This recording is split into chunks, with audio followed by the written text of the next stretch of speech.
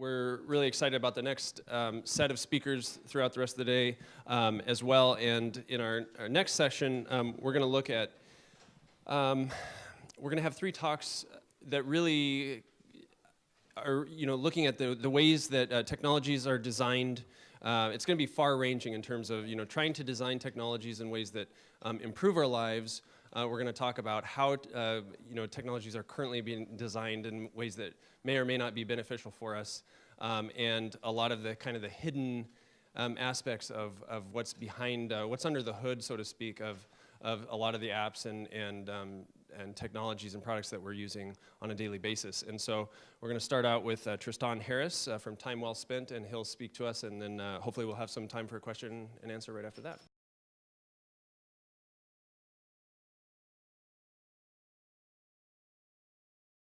I'm just going to give a talk and talk to you all. So I am so excited to be here. I'm so excited to be with you. I came to meet you all. I was a design ethicist at Google. So my background, when I was at Google, I made this presentation. They bought a little company of mine, and I joined the Gmail team. And I thought that we were all in the tech industry about helping people, live the best lives, like empowerment, all this classic narratives about Silicon Valley. And I became concerned when I was at Google working with the Gmail team, where I was in the room with the people who actually make this email product, like of all rooms to be in, to think about what is email doing to people? Like, what is email good for people? Like, are we thinking about what email is doing to the human animal? Of all rooms to be in where that consideration would be taking place, I found that it was not taking place. And instead, people were talking about how do we make it buzz? Should we make it buzz your phone for every email you get? Should we, make it expand this way or sort of animate that way? And I was like, what is this adding up to? Like, what is email, given the fact that 1 billion people use Gmail, and people spend, if they're a knowledge worker, 1/3 of their working life in email, and we know it has these addictive properties. And so I made a presentation at Google, basically that was a manifesto. I was expecting to leave the company, and before I left, I made this manifesto saying, basically never before in history have 50 designers at 3 tech companies, 50 miles from where we are right now, shaped what 1 billion people are thinking every day. And it went viral at Google. I went all the way up to Larry Page. I sent it to 10 people for feedback, and when I clicked on it the next day, there was about 150 simultaneous viewers in the top right-hand corner on Google Docs. And then later that day, there was 500. And when I went to work on the bus in the next morning, every laptop screen had it open. I had a meeting with Larry Page. And then I basically was given this weird role where I basically sat in a corner and read a bunch and thought about what is ethical design. I became a design ethicist. How do you ethically manipulate the thoughts of 2 billion people? And one of the reasons I came to think about this is when I was a kid, I was a magician. And I became very aware early on that the mind is very, very vulnerable to manipulation, that attention can be steered in ways that people don't see. And then later in college, I was at a lab called the Stanford Persuasive Technology Lab that basically taught, do you guys know BJ Fogg? How many people here? Okay. It basically taught engineering students how to pull on these social psychological levers of the human animal. And my project partners in the class were the founders of Instagram. And I was just partners with a lot of people who end up joining the industry and working at companies like Zynga, Instagram, Twitter. And I became very concerned because there was never a conversation about what's the ethics of all this. Okay, so if I have a map of almost like a IBM Watson encyclopedia from every discipline of manipulation. So I've got the pickup artists, I've got the marketers, I've got magicians, I've got tech designers, I've got persuasive design, I've got behavioral economics. I know how to pull on every lever in the human mind. What's the ethics of that? How do you ethically, personally manipulate every single human being? Because in the last class of that persuasive technology lab, we had one class on the ethics of manipulation. And we actually talked about what if you lived in this world where you had a personalized profile of this specific person's vulnerabilities. You know that this kid or this human being is really vulnerable to social obligation. When their friends give them something, they feel like, or ask them something, they really feel like they have to respond back to them. And if you know that about that specific person, you can just push on that button. Or if you know someone's political beliefs and you know they specifically resonate with these words around the word immigration, you can push on that button. How do you ethically deal with all that?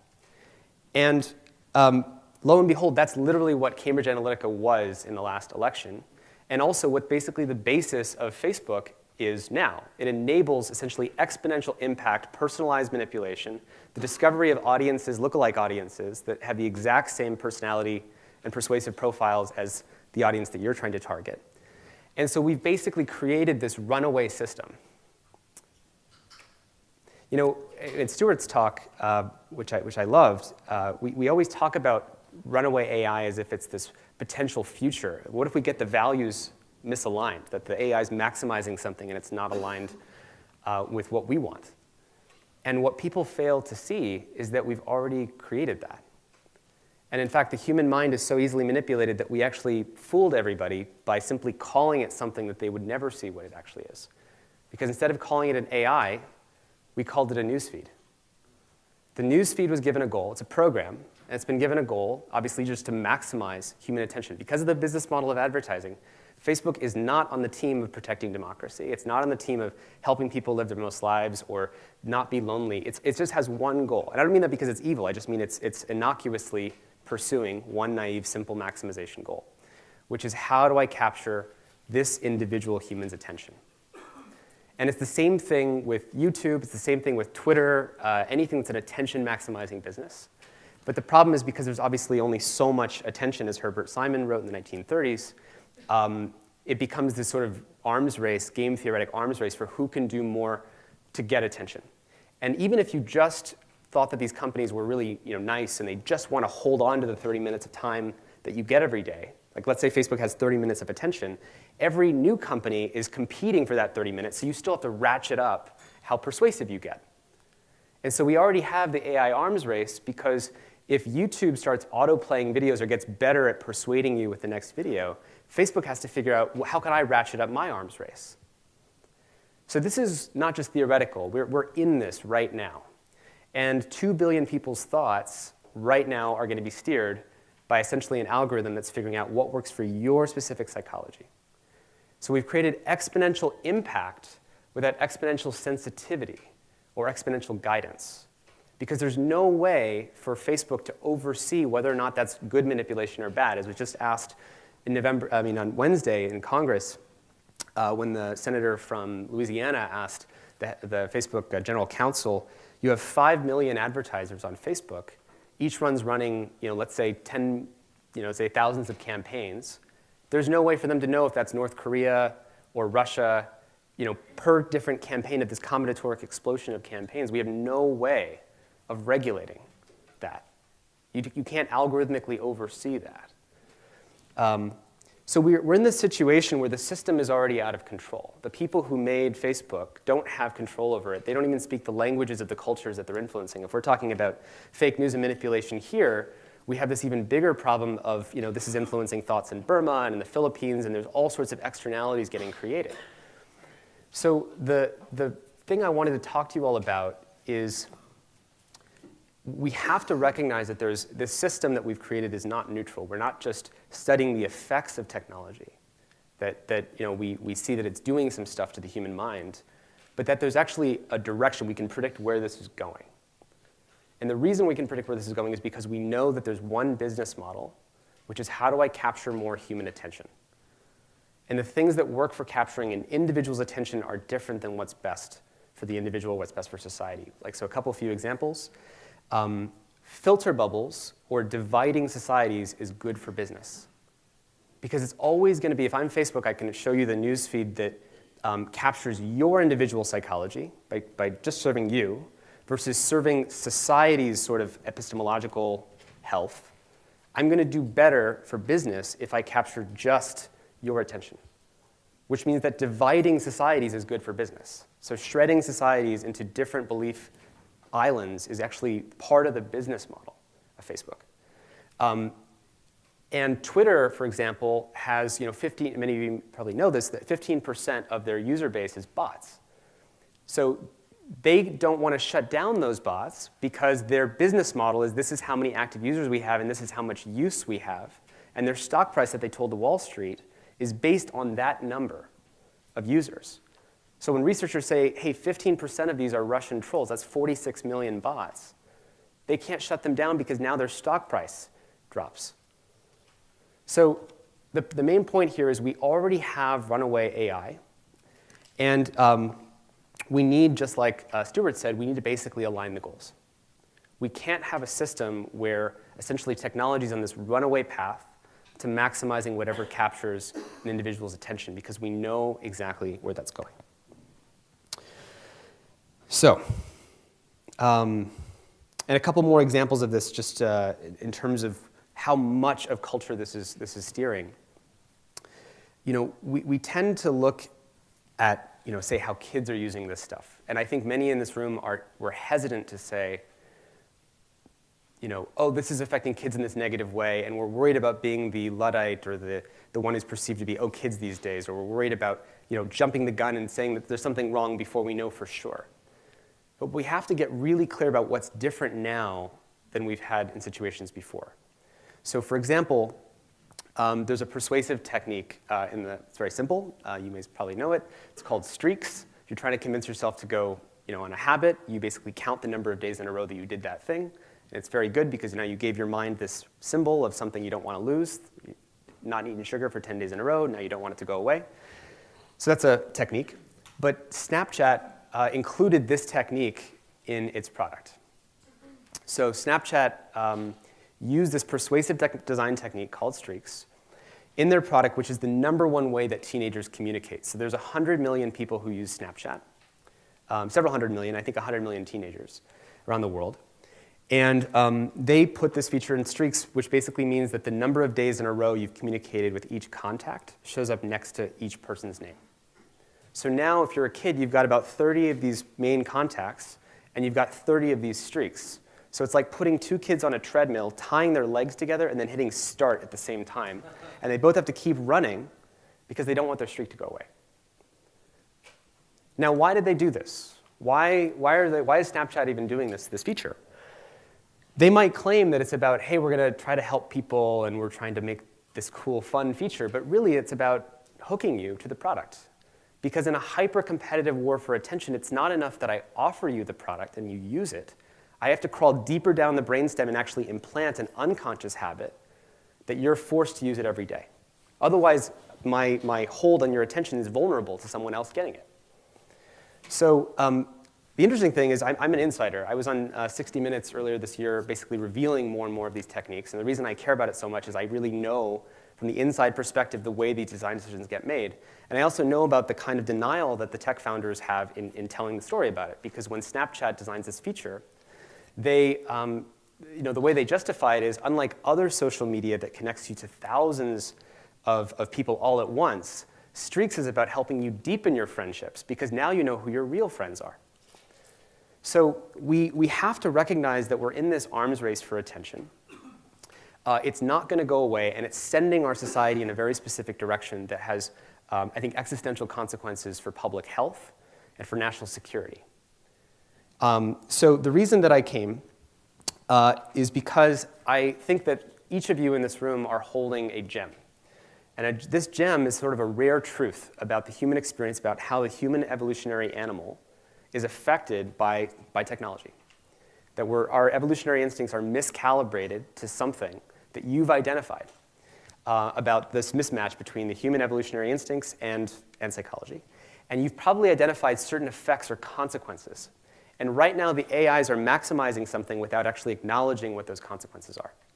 So in other words, it's just like energy extraction. We extract all the energy now, and we push all these externalities and consequences downstream. But we don't pay the cost.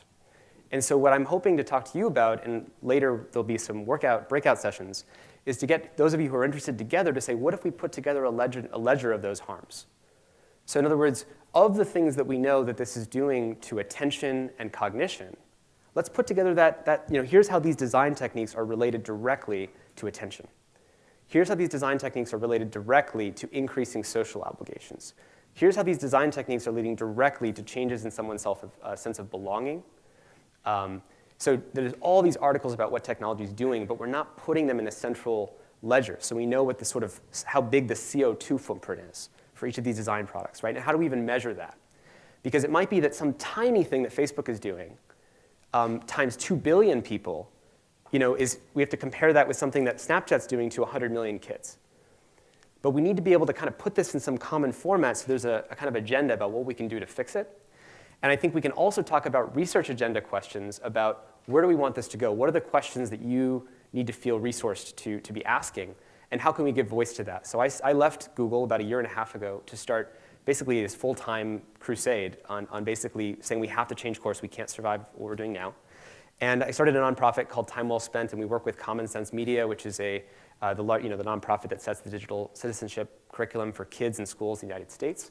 And we're basically looking to gather this ledger of harms in a kind of a very significant way and basically publicize it to get your work out to the masses. And we'd like to do that and also set a research agenda. So I'm here to basically be of service to you or help you and talk with you. So that's what I wanted to talk about today. We can take some questions too, right? All right, we have some time for questions. Cool.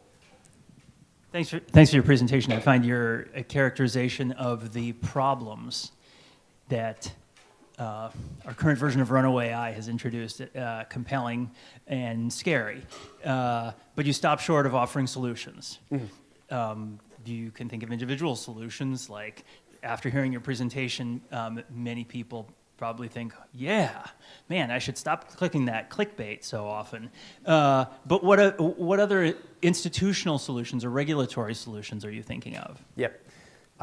So I wanted to get this out in the question time, so I didn't have to talk about it. So there's a whole bunch of solutions that can be done both on the design side, like there's ways that our products, our daily products, can be designed differently. There's also some regulatory solutions. So we can't ask anybody in the attention economy to not maximize attention. You can't ask YouTube to stop trying to get people to watch videos. You can't ask Facebook to stop addicting kids. You can't ask them to do that, which is fine. That's their business model. So you can go up a level, and you have to go up a level either to the government and regulation, or you go up a level to the platform. So Apple is the one company right now whose business model is not dependent on maximizing attention. They want to sell you a device, and you buy it. And so long as you do that, they're basically trying to stand for user empowerment. And Apple could change the choice architecture so that instead of basically choosing between apps whose entire mission is to stay on the screen for as long as possible, they can change the App Store to like a helper store. They can change the home screen to these different types of interactive conversational interfaces, where conversations that you have really quickly back and forth is different than a full screen app that's trying to capture your attention. So all this is to say Apple's our friend here, and we're working on actually trying to push Apple in this direction. I think Microsoft also, and Samsung are two others in that category. On the other side, you have regulation. And we're actually briefing members of Congress right now what some of those could be. One simple example of this is, we call it the Blade Runner law. So it should be illegal to impersonate human beings on social media platforms. In other words, we should force disclosure. So anything that looks like it's a African American in Kansas speaking about a certain thing, but is actually a bot, and we know that to be the case, should be labeled as such. And that means changing the number of likes and retweets and trending so that those do not count bots, and also making sure that they're clearly labeled so that no one is mistaken.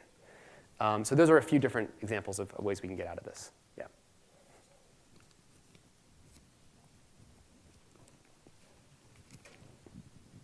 Hi, Tristan, thanks a lot for an amazing presentation. So you mentioned quite a few problems with this runaway AI called Facebook newsfeed, like it creates information bubbles, allows 5 million people to kind of get some control over what information is being presented there, or 5 million organizations, the advertisers. Mm-hmm. You mentioned that it's a threat to national security, bad influence on kids, that essentially, basically, this AI is now competing for attention. Mm-hmm. And it made me think about a very similar argument that was made in the 15th century about books. Mm-hmm. So, it was also, people were in the business of burning books because it was putting national security at risk, and it was competing for attention with religion and the country and so on. So my question would be like, how is that different? Why we all believe that books kind of turned out okay, despite their disadvantages? I can, Mein Kampf, right? But but then newsfeed is somehow Yeah, I worse. got you. So I'm so glad you asked, and this is incredibly important. So we always worry about technology. Every generation, all the time, we always freak out about it. And somehow people say it turns out okay. But let's pay attention specifically to what's different this time, because there's 4 distinct qualities that are different. Okay. Number 1 is we've never had a medium, TV, radio, computers, that people were immersed in 24/7. Okay, so 1 billion people wake up in the morning, the first thing they do is right? And that programs their thoughts from the moment they wake up to the coffee line, to the bathroom and the toilet. You can admit it, you were on the toilet, you were looking at your phone. Going to bed at night, 150 times a day we check our phone. Even when we're not looking at the screen, our thoughts are still steered by the things that we were seeing on the screen. So it's not that that's bad, but that's different, right? So we can agree that's different, 24/7 immersion. Second quality that's different is social psychology, social manipulation. No other medium basically could fill your first moment of waking up with all the ways that you're missing out on your friends' lives. It couldn't fill your kids' mornings with all the ways that their friends are having fun without them. That other people's lives are better than yours, right? That pulls in all of us. I can show you infinite photos of your ex-romantic partner, okay? No other medium could do that. And also we can manipulate that too. So Russia manipulated social consensus with trolls, where you have these like swarms of bots that make it look like a lot of people support something, but in fact they're just manipulating that. So that's social control feature number 2. Number 3, and the most important, is it's artificial intelligence, is enhanced by intelligence. So this is the thing that's most existentially worrying, because it's not just that Facebook is sitting there and offering this service, it's using 10 years of information on you to predict of millions of things, of orderings of the first 20 stories on the newsfeed it's going to show you. What can I do to most play chess against your mind and win? Meaning, when the AI plays chess, it gets better at chess, and once it beats Garry Kasparov, it doesn't unbeat Garry Kasparov. It's now better than all of human beings at chess. And what we're doing right now is we're playing chess against an AI, without even realizing it, who's adversarial to our interests. And every click we give it feeds it more money and computing power to get even stronger, to be even better at predicting what's going to catch your mind. So that's totally new. Not that, again, that's alarming, but I do think that it is. Any system where the AI is pointed against our interests is fundamentally going to be a problem, which is why the answer is ultimately to put the AI on the same side of the table. And just like Stuart said, it's provably beneficial. It's actually asking us with humility, what do we actually want? But that's going to require changing the business model, flipping it around so that instead of an extraction-based business model where it's adversarial to the human mind, it has to suck all the attention out of you and crawl deeper down the brainstem to do that. But we actually have to have it, we pay it so that we pay the service so that they're actually serving us, not the advertiser. The last bit is it's personalized, so no other medium, TV, radio, video games, was personalized to what specifically animates your personal evolutionary instincts and beliefs, et cetera. So yeah. One more question. You were on a podcast with Sam Harris in like March. Yeah. And it was a good podcast, by the way. But y'all mentioned I'm from the South, sorry. Y'all mentioned a button at the time, like what is it, this changed my mind button. Mm-hmm. And I've actually dedicated some thought to that with my advisor because it's interesting in light of the algorithm. What would I be exposed to that would change my mind if the algorithm is set up to optimize things Changing minds. Right. So what's interesting to me is without functionality like likes or change my mind, let's say, I think Facebook is actually not very compelling. So I don't know what the end goal for time well spent is necessarily. I think you've well articulated a lot of things that we need to improve, the values and the parity with human values. But in some case, wouldn't it be better for some of this technology not to exist at all? Isn't that what you feel sometimes like you're starting to get to? I think that no matter what we make, we have to align the values with us, right? Any system that's not aligned with the limits of the system, like even over-extracting from the earth, like a finite set of resources, and you cut trees down, you make money from trees, and then you cut down the last tree, and then that's it. So that's a system that's adversarially aligned to the actual resources that you need. In this case, the trees are basically inside of us, and it's our social relationships, and it's our trust in each other, or it's our shared understanding. And we have to make sure that if we want those things to be protected, that we, just like the EPA, we create some protections around what we want to protect. We align the incentives so we're not just extracting. And so what we haven't done here yet is created the green set of technologies that are all about replenishing and rejuvenating human values. So there are technologies that actually are, because we pay them, just about giving back to us. And there's many different businesses where the interests really are aligned that way. And that's basically what a part of the time well spent sort of mission is to gather up all those design patterns, all those products, all those business models, and start to reward them. So we're in the beginning stages of a fledgling like green technology movement. Yeah, I think that's it. One more. Yeah. Yeah. So I think there are two research questions connected with what you said. The first one is and I think it's a computer science problem, and it has to do with provenance.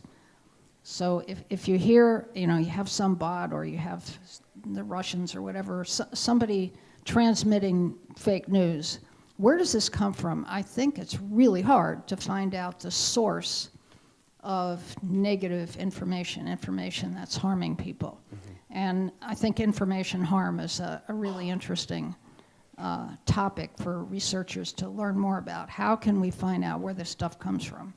And the second one is, I don't think we know enough about what's convincing about fake news or hate news, or what is it that's making people sign on to extreme views. It's not just the filter bubble, it's also somehow something about the way this information is being transmitted or reinforced by friends, or I don't think we know enough about that. Yeah, a lot of questions.